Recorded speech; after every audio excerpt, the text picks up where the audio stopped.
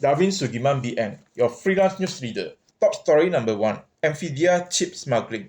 Singapore Home Affairs and Law Minister Shanmugam revealed that police were investigating whether server from US firm Dell and Supermicro containing price chip used in artificial intelligence application ended up in unknown final destination after being shipped to Singapore-based companies and then exported to Malaysia.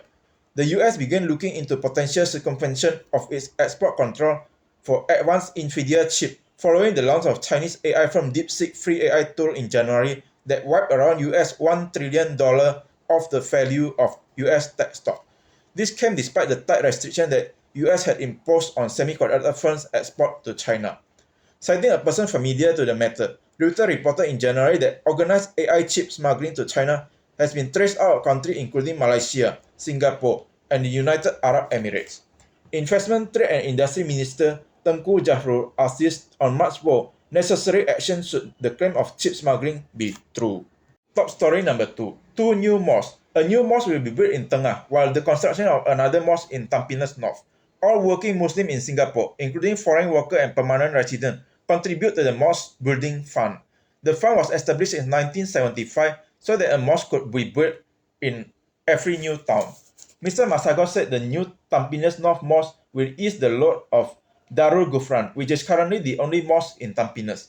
Prime Minister Wong told his audience that the government is strictly secular in its approach and is even-handed in its treatment of all faith. We have to be, because Singapore has to be a country for all Singaporeans regardless of their belief.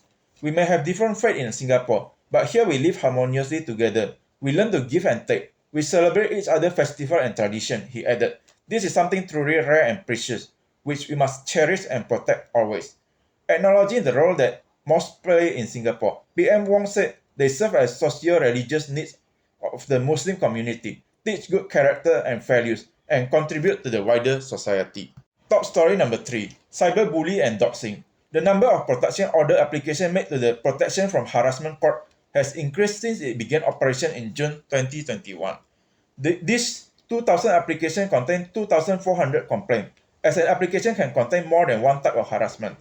Of all the complaints received by the court, most involve cyberbullying, 760, and doxing, 720. There are two forms of online abuse the government is concerned about. To tackle this online harm, the Ministry of Law and the Ministry of Digital Development and Information will set up a new agency for this purpose. Once the new agency is set up, victims will be able to submit their complaints to it, and it will instruct perpetrators to disable access to harmful content. Mr. Murali said MinLaw and MDGI have identified 3 areas to address: a need for quick recourse from online harms, clarity on whether existing law can be used to address new harm, and the lack of accountability for anonymous perpetrator. Top story number 4, caning, punish scam. The government will consider caning as punishment for some scam-related offence, given the serious harm they cause and with the scam losses hitting a record high in 2024. Today, if a loan shark runner handles 10,000 of cash taken from the victim, they can be caned. But a scammer or scam runner, if they make off with 100,000 of someone's life saving from a scam victim, they cannot be caned. He asked if Singapore was too soft on scammer and said a clear message must be sent to them. Scam victims in Singapore lost a record of 1.1 billion in 2024, according to annual scam figures released by the police on February 25. This is the first time scam losses crossed $1 billion mark in a year. New Code of Practice, Online Communication Code and E-Commerce Code introduced in 2024, require all social media and e-commerce platforms to implement measures to proactively prevent and disrupt scams. Carousel and Meta, which own Facebook, have been responsive to this new code, such as implementing enhanced verification against government-issued records for risky sellers and advertisers on their platform. In the light of fight against scam, Ms. Sun said, Singapore is up against highly organized and sophisticated criminal networks, which are well-resourced, adept at using technology, and constantly evolve their tactics.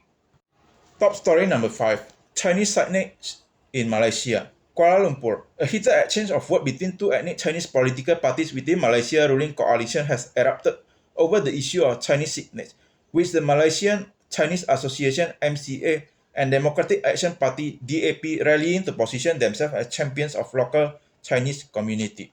At the issue were a suggestion to remove some Chinese signage in Jalan Petaling, in the heart of Kuala Lumpur Chinatown, which did not materialize, and a missing Chinese character signboard in Community Hall in Perak that was eventually restored after renovation work. MCM President Wee Ka-siong declared he would do his utmost to defend the use of Chinese character in Jalan Petaling. DAP parliamentary leader Nga Korming visited Jalan Petaling and promised that Chinese character on signboard would be preserved, as solid as rock.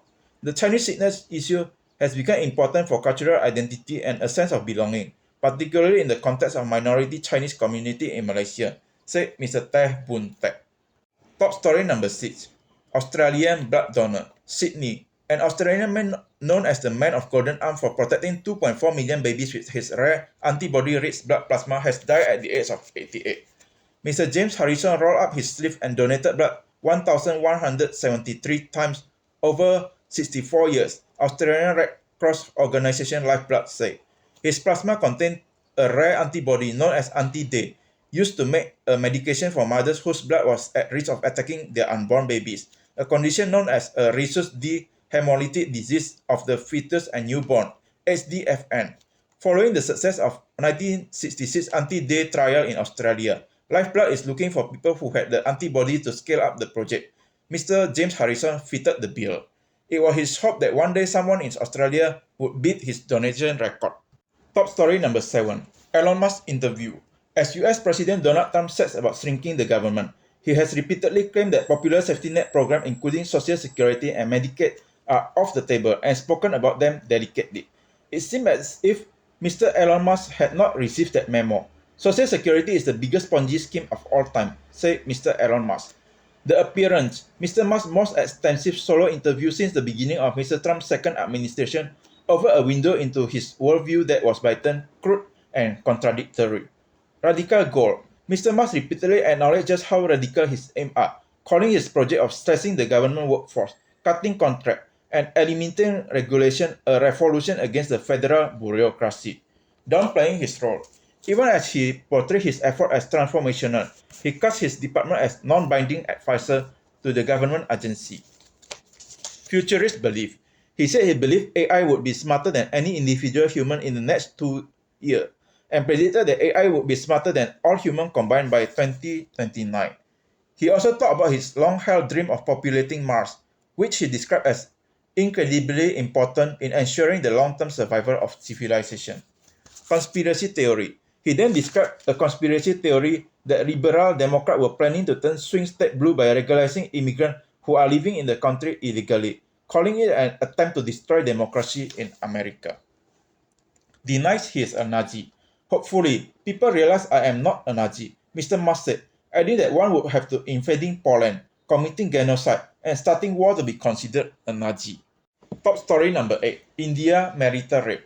The High Court of Chhattisgarh, while hearing his appeal, acquitted him of all charges, arguing that he could not be considered guilty of either non-consensual sex or non-consensual unnatural sex because India does not recognize marital rape. It added that spousal violence can be dealt with under other provisions such as Protection of Women from Domestic Violence Act, which defines domestic violence as abuse that is physical, sexual, verbal, emotional, or economic. It does not, however, mention rape. Mr. Rishabh said the petitioner wants the same penalties that apply in non-marital rape to be applied to a husband found guilty of raping his wife. The women, who were mostly from lower economic backgrounds, suffered not just physical health consequences such as reproductive tract infection, forced pregnancies, and abortion, but also mental trauma, with 26% of them even attempting to take their own life. Criminalization of marital rape is unlikely to bring improvement overnight, said Mr. Arora. She noted that behavioral change acknowledging that husband too can be guilty of raping his wife would take time to come from stakeholders, including medical professionals, the police, and families of survivors. But yes, at least criminalization will send a message that it is prevalent, unacceptable, and it needs to be addressed. Davin Sugiman BN sign off, your freelance newsreader.